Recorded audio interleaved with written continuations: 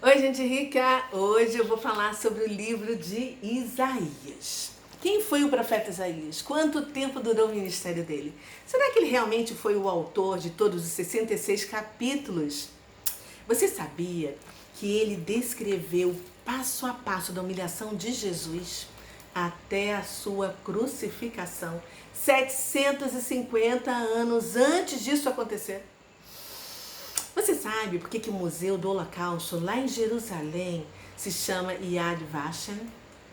Você sabia que Isaías profetizou o nascimento da nação de Israel 2640, quase 50 anos antes? Fica comigo até o final e eu vou responder a essas perguntas iniciais que eu fiz para começar as minhas pesquisas e vou te contar e dar muitas outras informações que você não vai encontrar em nenhum outro lugar. Então, se você ainda não se inscreveu no meu canal, essa é a hora. Eu vou te dar 10 segundos a contar a partir de agora para você clicar no xizinho aqui, tá? Eu acho que é aqui, né? E deixar o seu like e se inscrever e apertar o seu sininho. Já passou 10 segundos? Bom, eu produzi nesse primeiro trimestre o resumo de 18 livros bíblicos para ajudar você a ampliar sua visão e conhecer mais sobre os acontecimentos no momento em que essas preciosidades dos manuscritos foram escritos por todos esses autores. Começa agora o segundo trimestre. E você, tá pronta? Pronto? Então, simbora, venha comigo, porque eu vou começar agora. Bom, vamos lá.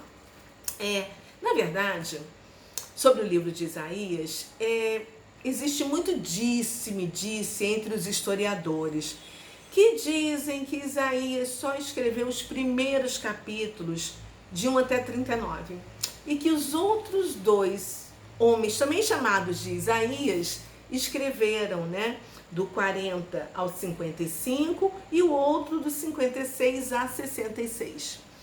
E você sabe o que significa Isaías em hebraico? Vou te contar. A salvação vem do Senhor. E ele apresenta Jesus como o Messias. Bom, preste atenção. Eu quero deixar claro que, como os historiadores não têm prova do que disseram, eu prefiro acreditar que todo o livro foi escrito por apenas um Isaías, o filho de Amós, o neto de Joás, que foi rei de Judá. Ou seja, esse jovem, ele tinha sangue real. Era assim um aristocrata de linhagem nobre. Foi educado na corte e era muito conceituado assim pelo povo de Israel, né? Ele foi assim um dos maiores profetas que Israel já produziu. O homem que Deus levantou durante os tempos sombrios da história de Israel. Além de profeta, ele se casou com uma profetisa e teve 2 filhos. Eu estive em Qumran, nas cavernas rochosas lá no deserto da Judéia, em Israel, onde foram encontrados os pergaminhos das cópias dos escritos do profeta Isaías, considerados assim entre os maiores tesouros do Mar Morto. Israel considera os rolos encontrados na caverna de Qumran como a mais antiga cópia completa conhecida de Isaías. E o rolo de couro tem 7,3 metros e quase não sofreu assim deteriorização e está intacto.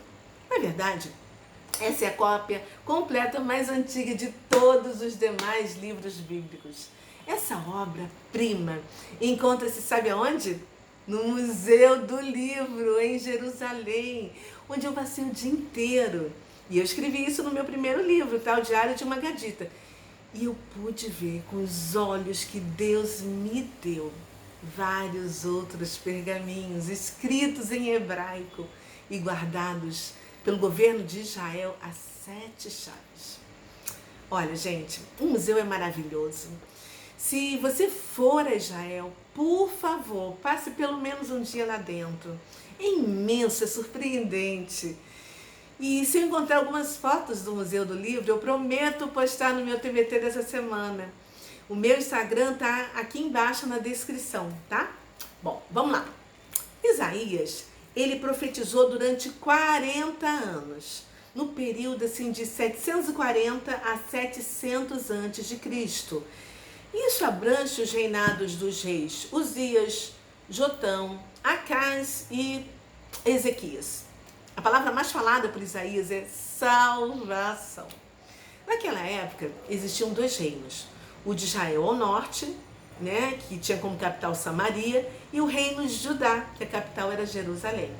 E Isaías profetizou para os dois reinos e também para as nações vizinhas, né? Ou seja, Isaías previu a destruição da Babilônia sem nenhum sobrevivente. Ele previu a fome e a derrota da Filístia a partir do norte. Ele previu a devastação, a ruína e o lamento de Moabe. Ele previu assim a ruína de Damasco, mas que um remanescente seria deixado. Ele previu a guerra civil, a derrota militar e a conquista do Egito pelos assírios. Ele previu a devastação, sabe, de vários lugares, né? Previu a destruição de Tiro e a restauração depois de 70 anos. Ou seja, esse profeta, ele foi assim fenomenal. Ele previu assim várias outras coisas durante 40 anos, mas o foco principal dele era o reino de Judá, porque a nação tinha se separado de Deus com os pecados da ganância, das alianças pagãs e da idolatria. Isaías denunciou a hipocrisia deles e, ao mesmo tempo, ele assim entregava uma mensagem comovente para qualquer pessoa que quisesse obedecer a Deus, se arrepender dos seus pecados e receber a salvação. Ele era o cara. Esse cara era Isaías. Bom, Deus chamou ele da mesma maneira como chamou Moisés, Josué, Gideão e Paulo. O chamado dele veio assim em forma de uma visão. E esse foi assim o segredo do poder deste homem, que disse: ai, eu vi o Senhor. E diante da santidade de Deus ele disse: ai de mim, eu estou perdido. E naquele momento ele confessou a Deus dizendo: sou homem de lábios impuros.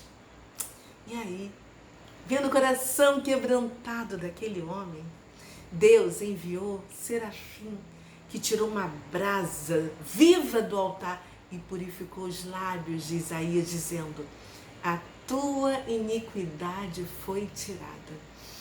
Uau! Você consegue visualizar esse momento dentro do templo? Que situação mais linda! Naquele momento, aconteceu assim a consagração de Isaías. E ele disse uma frase que eu amo e que eu assim me arrepio. Eis-me aqui, Senhor, envia-me a mim. Foi isso que eu disse ao Senhor quando ele me contou que me levaria para Israel pela primeira vez. E eu fui sozinha, né, tendo como meu guia Jesus. Bom, vamos voltar, gente.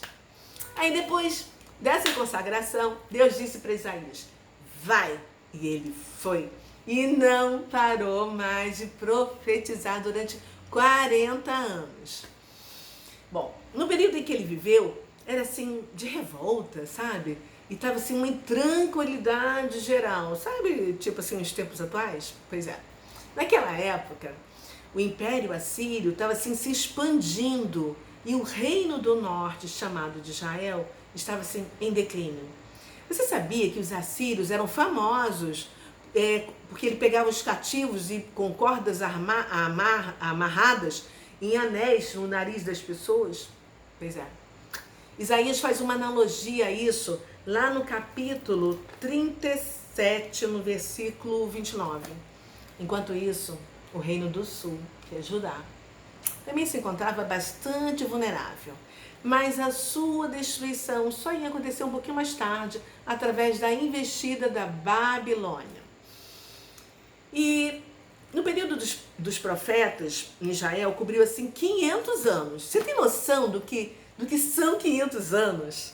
Gente, quase cidade do Brasil, que vai comemorar agora, no dia 22 de abril, 520 anos.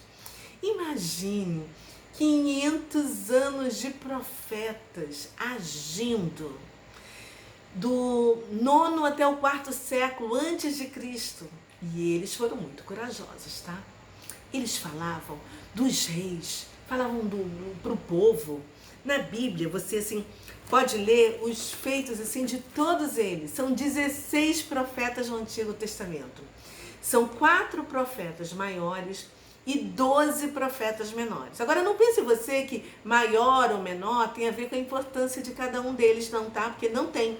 Porque todos os 16 foram homens enviados por Deus, usados como boca de Deus. Mas eles são considerados assim somente por causa do tamanho dos seus livros, ou seja, a quantidade de conteúdos, de páginas, né, escritas, produzidas, entendeu? Não eram páginas, né, gente? Eram assim pergaminhos, né, couro que eles escreviam, né? E o profeta era sempre assim hebreu. E era assim a pessoa que vivia num determinado tempo. E estava entre a vontade de Deus e a verdade do momento, né?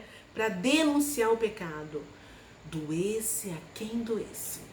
Depois, eles assim se calaram, porque Deus ficou em silêncio por 400 anos. E só surgiu um último profeta depois disso, que Isaías também profetizou, dizendo que surgiria uma voz que clama do deserto: preparai o caminho do Senhor. E foi o primo de Jesus, João Batista, que veio para preparar a vinda do nosso Salvador. João Batista era filho de Isabel, prima de Maria, mãe de Jesus. E eu visitei a casa de Isabel lá em Ain Karen. E também escrevi no meu livro, tá? O Diário de uma Gadita. Gente, se você não leu o meu livro, você está perdendo muita história. Compre o Diário de uma Gadita, está aqui embaixo na descrição. Você vai ter assim uma visão muito interessante de Jerusalém. Bom, já João Batista, ele devia lá no deserto da Judéia. E quem sabe, assim, próximo das cavernas de Qumran, onde viviam os essênios. Quem sabe João Batista também era um dos essênios? A gente não sabe, não vai saber. Só quem pode comprovar isso é Deus. Só Ele sabe de todas as coisas, né? Mas quem sabe ele também teve acesso a esses rolos do profeta Isaías, que hoje estão no Museu do Livro, que foram achados dentro dos vasos, dos barros, dentro dessas cavernas. João Batista, ele batizou Jesus em Qasr al-Yahud, que significa Palácio dos Judeus, porque existia uma tradição antiga que foi ali que Eliseu atravessou com o povo. Josué, né? Depois de passar 40 anos no deserto, no Êxodo, e aí eles sitiaram Jericó, que fica do outro lado, né? É só atravessar a rua. Eu estou falando ali do Rio Jordão, no norte do Mar Morto, defronte da entrada de Jericó, entre Israel e a Jordânia. E ali eu normalmente desço de carro ali pela estrada A10, né? E Jesus me levou para esse lugar quando eu estava dirigindo, né? Tendo ele como meu único guia. E eu fui parar naquele exato lugar onde tem muitos acontecimentos bíblicos. E eu só fui descobrir depois, tá? E foi ali também que o profeta Elias foi aos céus com os carros de fogo. E foi ali também que o profeta Eliseu curou Naamã de lepra. E foi ali que Jesus foi batizado por João Batista. Gente, aquele lugar é incrível. Eu conto no meu livro. Mas vamos voltar para Isaías, tá? Senão eu fico viajando nos livros bíblicos, nas histórias de todos os outros. Ainda mais quando eu tive a honra, gente, de pisar nesses lugares, mergulhar no Rio Jordão. É fantástico, eu fico aqui assim arrepiada. Bom, vamos lá, vamos para Isaías. Isaías, ele anuncia assim as duas vindas de Jesus. E se você fechar os olhos e se transportar, né, para aquele tempo, há mais de 2.750 anos, você vai conseguir ouvir Isaías clamando: eis que ele vem. Isaías descreve a primeira vinda de Jesus em humilhação, né, como assim, portador do nosso pecado. Está lá no capítulo 53. Mas ele cita também a segunda vinda, dizendo: e ele virá de novo. Só que nessa segunda vez, em poder e grande glória. E essa descrição está lá no capítulo 34.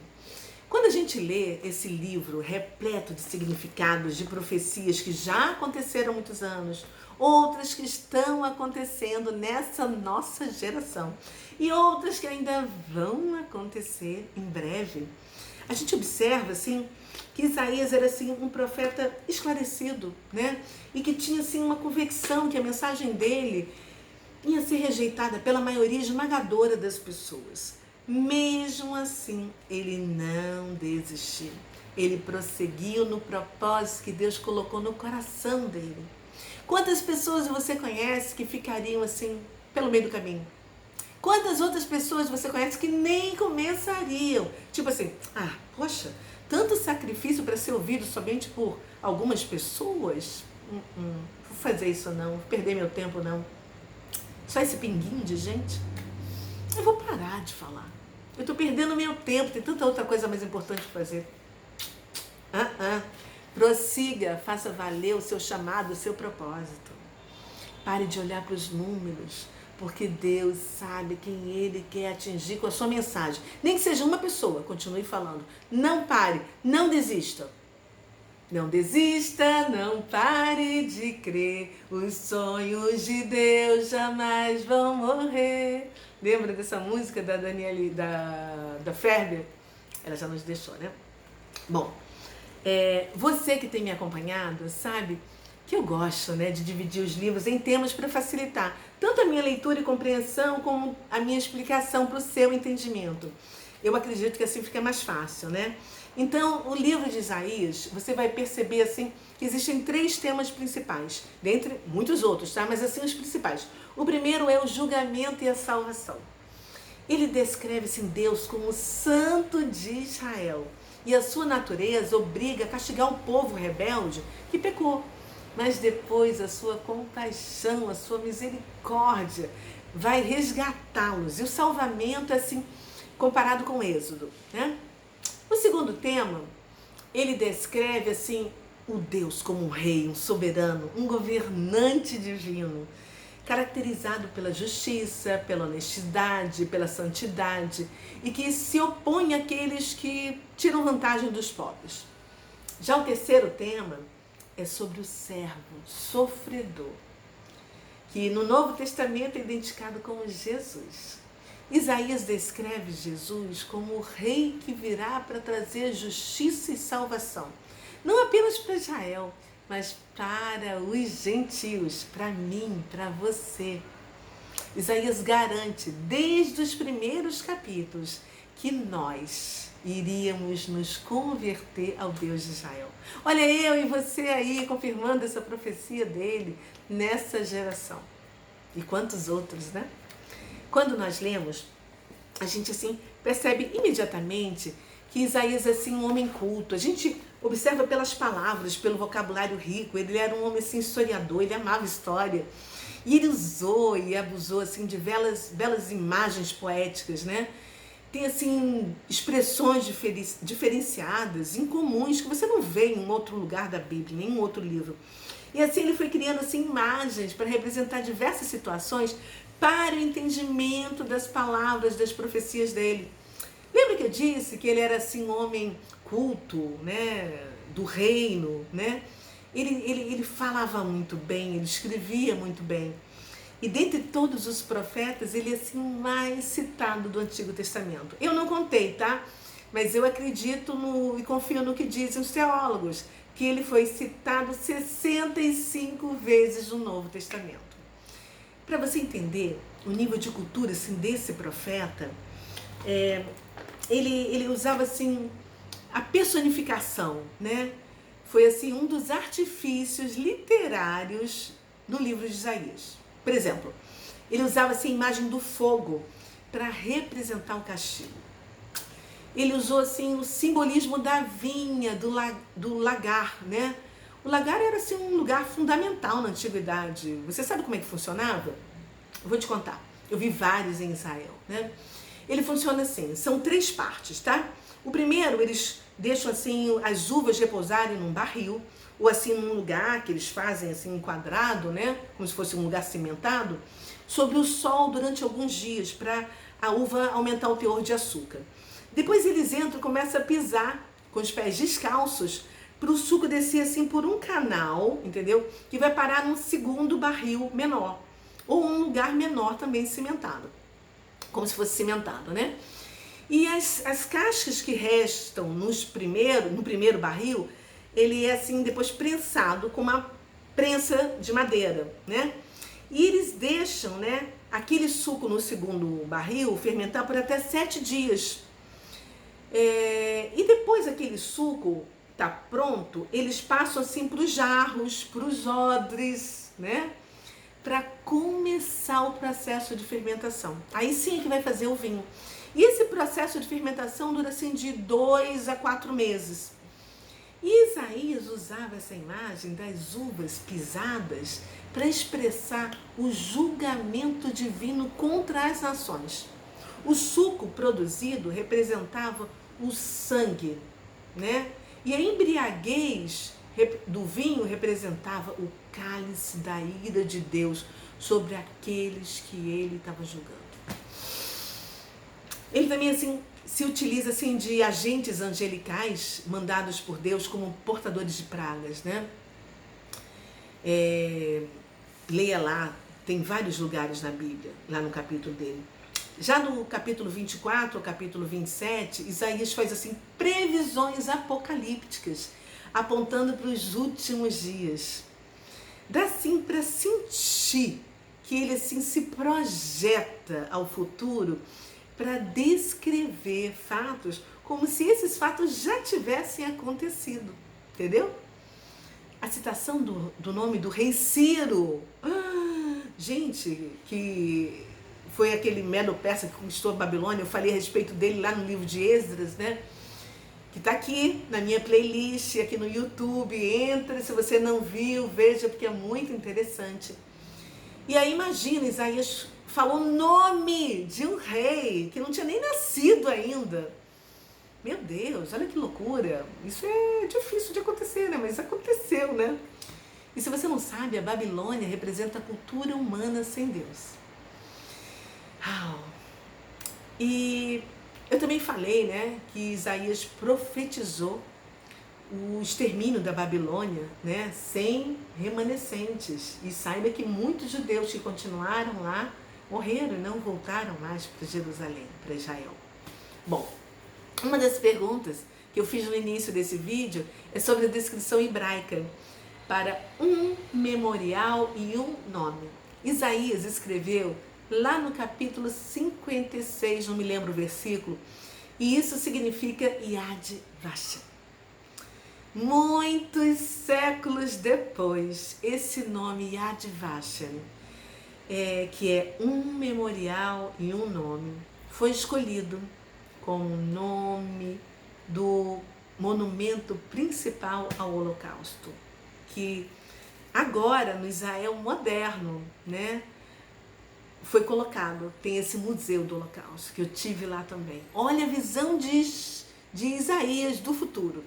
Gente, eu poderia ficar horas e horas aqui falando sobre esse profeta que eu amo.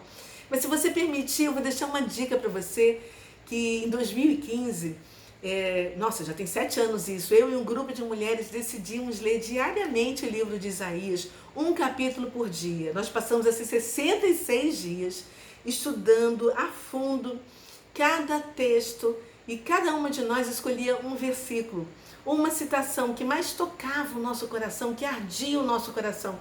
E a gente interpretava e dizia o que a gente entendeu sobre aquilo ali. E eu aprendi muito durante esses 66 dias. Esse é um livro tão lindo, tão literalmente como profeticamente. Eu espero que você aceite a minha dica, junte algumas pessoas e faça isso também, porque isso vai te trazer muito conhecimento, né? E agora eu queria te falar assim, alguns versículos que mais me tocou, né? Aprender a fazer o bem, aprender a justiça, defender o direito do órfão, pleitear a causa das viúvas. Depois eu vou deixar na descrição todos esses versículos, tá? Nos últimos dias acontecerá que o monte da casa do Senhor será estabelecido no cume dos montes e se elevará sobre os outeiros, e para lá afluirão todos os povos. Isso ainda vai acontecer em breve. Mas os que esperam no Senhor e renovam as suas forças, sobem como asas de águia, correm, não se cansam, caminham e não se fatigam. Não temas, porque eu sou contigo. Não te assombres, porque eu sou teu Deus. Eu te fortaleço, te ajudo e te sustento com a minha destra fiel. Eu sou o Senhor, esse é o meu nome, a minha glória não a darei ao trem, nem a minha honra darei às imagens de esculturas. Não temas, porque eu te redimi, chamei-te pelo teu nome, tu és meu, minha. Quando passares pelas águas, eu serei contigo. Quando pelos rios, eles não te submergirão. Quando passares pelo fogo, não te queimarás, nem a chama arderá em ti. Ainda antes que houvesse dia, eu era, e não há um que poderá fazer alguma coisa com as minhas mãos. Agindo eu, quem o impedirá? Não vos lembreis das coisas passadas, nem considerarei as coisas antigas. Eis que faço coisas novas através da luz. Porventura não percebeis? Por favor, eu quero te pedir, leia todo o capítulo 53 para você perceber a visão que Isaías teve e a descrição que ele fez 700 anos antes de Jesus nascer, de como seria a morte dele na cruz do Calvário. É assim, impressionante, você vai ficar chocado. Só por esse capítulo você já confere o poder que esse profeta recebeu de Deus. Cristo levou sobre si as nossas dores, Ele levou sobre si as nossas transgressões. Ouça essa música aqui no YouTube, do Cláudio Claro, Pão da Vida. Ele se inspirou nesse capítulo 53 de Isaías. Eu vou deixar o link aqui também na descrição para você ir direto para o vídeo dele, ok? Buscai o Senhor enquanto se pode achar, invocai-o enquanto está perto. Se desviares o pé de profanares o sábado e de cuidar dos seus próprios interesses no meu santo dia, se chamares ao sábado de deleitoso, o santo dia do Senhor, e honrares, não seguindo os teus caminhos, não pretendendo fazer a tua própria vontade, nem falando palavras vãs, então te deleitarás no Senhor. Eu te farei cavalgar sobre os altos da terra e te sustentarei com a herança de Jacó, teu pai, porque a boca do Senhor o disse. Gente, eu recebi essa palavra como profecia de uma mulher judia quando eu estava no Muro das Lamentações, passando um Shabat, e ela me entregou um livro lá, e eu não vou esquecer isso nunca mais na minha vida. Eu conto isso no meu segundo livro, A Paz em Conflito. Também está aqui na descrição. Bom, dispõe, resplandece, porque vinha a luz do Senhor. A sua posteridade será conhecida entre as nações, os seus descendentes no meio dos povos, todos quantos os virem, os reconhecerão como família bendita do Senhor. Pois eis que eu crio novos céus e nova terra, e não haverá lembrança das coisas passadas. Jamais haverá memória delas. Quem jamais ouviu tamanha coisa? Quem viu coisa semelhante? Pode, acaso, nascer uma terra num só dia? Ou nasce uma nação de uma só vez? Pois Sião, antes que lhe viessem as dores, deu à luz seus filhos. Acaso farei eu abrir a madre e não farei nascer? Diz o Senhor. Acaso eu que faço nascer fecharei a madre? Diz o teu Deus. Isso está lá no capítulo 66, nos versículos 6 a 9. Aqui nasceu a oração de Israel em 1948, através de um ato, em um só dia, numa votação da ONU. Eu acabei de responder para você uma pergunta que eu fiz lá no início a respeito da nação de Israel. É isso aí, eu vou ficando por aqui. Se você gostou e aprendeu assim um pouquinho hoje comigo, seja uma pessoa generosa, compartilhe esse vídeo com uma pessoa que precisa ouvir isso. Quando a gente fala sobre a palavra de Deus, né, as coisas ficam assim paradas, parece que não anda. Enquanto tantas outras bobagens são compartilhadas a cada segundo. Ajude a fazer o id e o vinde. E depois amplie, sabe, mais e mais a sua visão. Eu desafio você a ler Isaías, do capítulo 1 ao capítulo 66, para ter assim uma compreensão superior à minha. E depois me conte o que você aprendeu mais sobre tudo isso, ok? Eu vou ficando por aqui. Um beijo no seu coração e até o próximo vídeo. Fui, tchau!